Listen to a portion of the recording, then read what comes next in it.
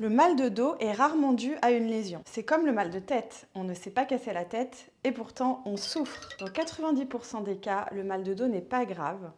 Ce n'est pas une maladie non plus, même si c'est une cause répandue d'arrêt de travail. On commence à voir la subjectivité et la difficulté d'établir des causes concrètes et scientifiques. Alors, on a vite fait de penser que l'excès de poids est un facteur contribuant au mal de dos. Mais est-ce scientifiquement prouvé? Et surtout, comment faire pour soulager efficacement ces douleurs qu'on a tous connues au moins une fois dans notre vie? J'ai eu plaisir à lire les 8 clés scientifiquement prouvées pour soulager vos douleurs de Sébastien Doudon, ma sœur kinésithérapeute. Et je vais partager avec toi les meilleurs conseils pour prendre soin de ton dos, particulièrement si tu as des rondeurs. La minceur est considérée comme un idéal de santé dans nos sociétés occidentales. Rien que le mot surpoids, ça induit qu'on devrait maigrir. Cela basé simplement sur l'IMC, le rapport entre le poids et la taille au carré, qui a ses limites. Par exemple, si je me fie à l'IMC, un rugbyman ou un bodybuilder sont obèses. Pour autant, l'obésité est un excès de masse grasse et non de masse musculaire. Alors, quand j'entends que le surpoids est un facteur de mal de dos, j'ai envie de creuser. Est-ce une vérité scientifique ou un nouveau biais grossophobe? Sophie devait réaliser des examens médicaux pour une raison indépendante de son poids sur toute une journée. Chaque médecin qu'elle voit lui sort le mot obésité et lui conseille de perdre du poids. Elle s'insurge en répliquant « Vous croyez que j'ai choisi d'être grosse ?» Et le pompon, c'est lorsqu'on lui fait venir une diététicienne sans lui demander son avis. Là, Sophie fond en larmes. « C'est à cause de vos régimes que j'ai pris tous ces kilos. » Lorsqu'une personne est grosse, elle est bien souvent vue à travers ce prisme, y compris par le corps médical. On va analyser tous ces problèmes de santé en les ramenant au poids. On risque alors de priver ces personnes d'une chance d'un vrai diagnostic et de traitement adapté. Mais alors, qu'en est-il des maux de dos? Déjà que l'embonpoint est un facteur de discrimination dans notre société, si en plus on y ajoute des maux de dos maltraités, on court droit vers un risque accru de dépression et d'isolement. Alors oui, de nombreuses études scientifiques soulignent le surpoids et l'obésité comme facteurs de risque à développer des maux de dos. Et cela pour plusieurs raisons. La cambrure, qui s'accentue avec le poids accru, et donc les disques lombaires qui s'usent plus vite. Les conséquences sont alors simples à analyser. Une tension continue trop forte sur les muscles et ligaments du dos. Les disques jouant habituellement le rôle d'amortisseur subissent alors une pression anormale et s'usent de manière dégénérative. Qui dit usure des disques dit déformation de la colonne vertébrale avec des pincements discaux pour les disques les plus sollicités. Bon, j'ai aussi trouvé une étude qui remet en question les deux points ci-dessus. En réalité, les liens entre surpoids et douleur sont sacrément complexes. Être en surpoids semble favoriser l'apparition du mal de dos, mais le lien est beaucoup plus complexe qu'on ne le pense. Le poids rajouté sur la colonne ne semble pas expliquer ce lien. La masse graisseuse au niveau abdominal produit de nombreuses substances pro-inflammatoires, ce qui contribue à un état d'inflammation systémique. L'inflammation systémique sensibilise le système nerveux et augmente le risque de ressentir la douleur. Le lien entre surpoids et mal de dos est très probablement influencé par de nombreux facteurs biologiques, psychologiques et sociaux. Par exemple, les personnes atteintes d'obésité ont davantage de risques de souffrir de troubles anxio-dépressifs. Cette étude confirme quand même un troisième point, le lien de causalité entre l'inflammation des tissus et les douleurs dorsales. Justement, la graisse viscérale se mesure par le tour de taille et non par l'indice de masse corporelle. On peut voir que le raccourci est donc souvent pris surpoids égale mauvaise santé, alors qu'il s'agirait aussi d'une question de répartition de la graisse. En réalité, contrairement à des douleurs au genou par exemple, le poids a moins d'importance que tu le penses sur ton mal de dos. Alors, perdre du poids, est-ce vraiment la priorité ?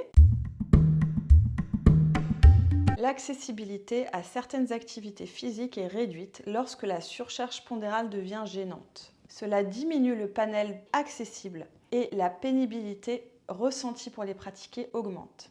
Certains d'entre vous hésitent à pratiquer une activité physique à cause du regard des autres et ou à cause d'une image corporelle trop négative. Lorsque nous prenons du poids, nous devenons moins actifs, nous fatiguons plus vite et nous perdons notre masse musculaire. Le cercle devient vicieux. Moins de muscles, plus de fatigue. Moins de sport, plus de poids. Alors, faut-il contrôler son poids? Maigrir suppose qu'on peut contrôler volontairement son poids sur le long terme. Mais est-ce vraiment possible dans tous les cas? Marc Aurèle a dit « Mon Dieu, donne-moi le courage de changer les choses que je peux changer, la sérénité d'accepter celles que je ne peux pas changer et la sagesse de distinguer entre les deux. Je te le donne en mille. Contrôles-tu vraiment ton poids? Par exemple, si tu décides de peser 55 kg parce que tu mesures 1,65 m et que tu as lu dans un magazine féminin que le poids idéal c'était la taille moins 10, est-ce que tu vas pouvoir atteindre ces 55 kg? À quel prix? Et surtout, les garder à vie? Rien n'est moins sûr. Le poids évolue naturellement au cours de la vie. De plus, si tu as fait de nombreux régimes, ton métabolisme en a pris un coup.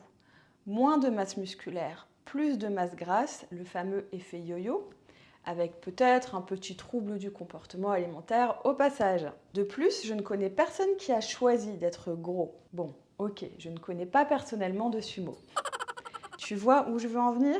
Se focaliser sur la perte de poids n'est pas la priorité. Alors, voyons comment soulager efficacement le mal de dos. Tout d'abord, éliminons deux faux amis, les médicaments et le repos. Scientifiquement, les médicaments sont plus nocifs que bénéfiques pour traiter le mal de dos. Quant au repos, il doit carrément être proscrit plus de 2 jours. Cela ne fait que renforcer le cercle vicieux du mal de dos. À ton avis, pourquoi tu as mal au dos? Connais-tu l'expression en avoir plein le dos? Parfois, c'est juste un ras-le-bol, une accumulation de stress, de fatigue. Il n'y a pas une cause unique des douleurs dorsales, c'est tout un contexte. Dans son livre, Sébastien Doudon compare le mal de dos à une coupe. Votre mal de dos pourrait se comparer à une coupe qui se remplirait de différents éléments avant de déborder et de déclencher la douleur.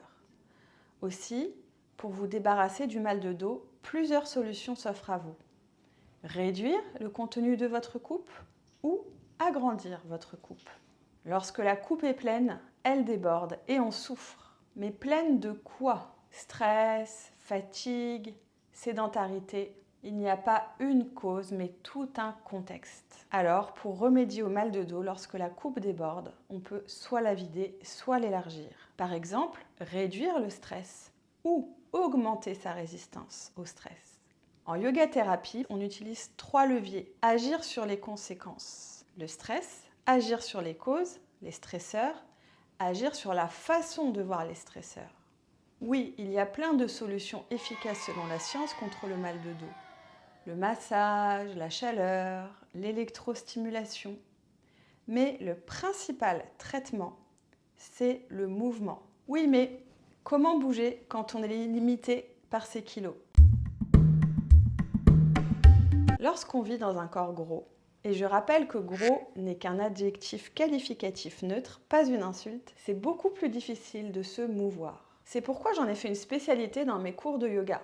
Il y a une difficulté corporelle, plus d'essoufflement à l'effort, plus de volume corporel à déplacer et plus de poids à porter pour les articulations. Mais il y a aussi une difficulté psychologique et je dirais que c'est la principale. Comment se motiver lorsqu'on nous vend du sport comme un moyen de brûler des calories? Un énième outil de la culture des régimes. Cette même culture qui t'a poussé à enchaîner des diètes pour perdre des kilos et en reprendre le double, et ainsi de suite pendant des années.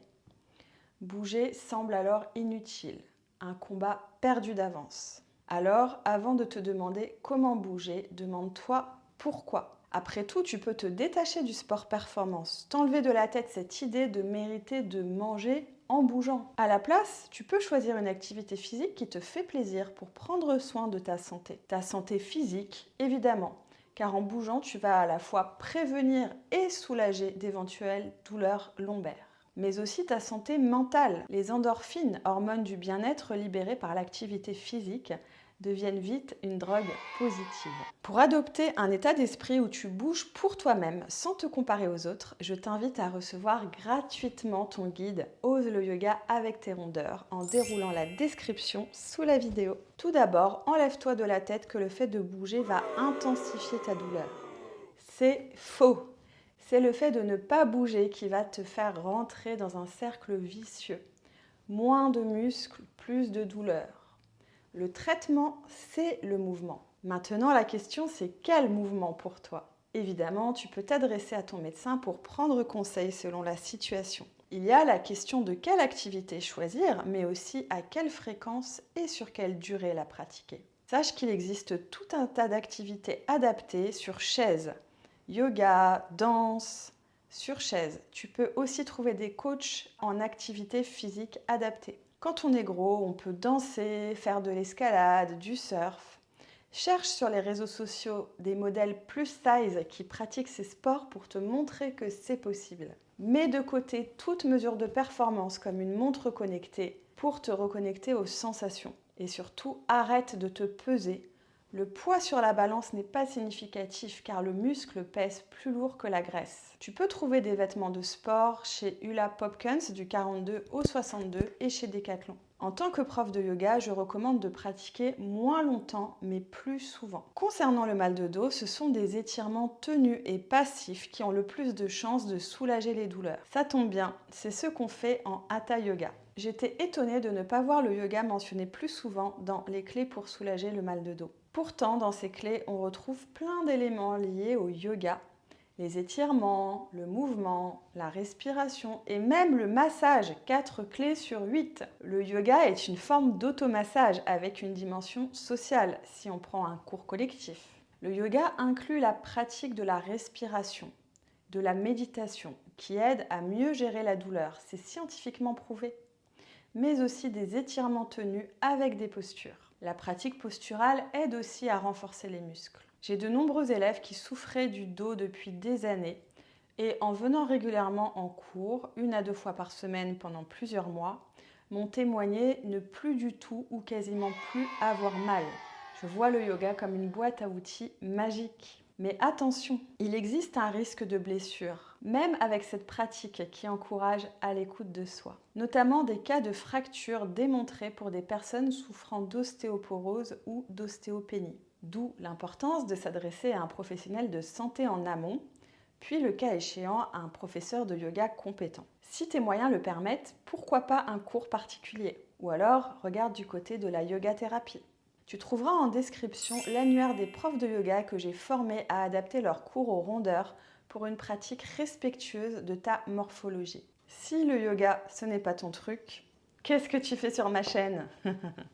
Je plaisante. Du moment que tu bouges, c'est l'essentiel pour prendre soin de ton dos. Tu peux commencer petit, monter 3 étages tous les jours, quitte à faire une pause, faire un tour de pâté de maison avec ton chien, te déplacer à vélo ou à pied le plus souvent possible. Aller nager, une super activité sans impact sur les articulations qui permet plus de liberté de mouvement. Et si tu as peur d'aller en salle de sport ou en cours de yoga, de ne pas réussir à suivre les instructions du prof, clique sur le lien en description pour recevoir gratuitement ton guide Ose le yoga avec tes rondeurs qui te donnera des idées d'adaptation pour ta morphologie. Et dis-nous en commentaire quelle activité physique te fait envie pour cette nouvelle année.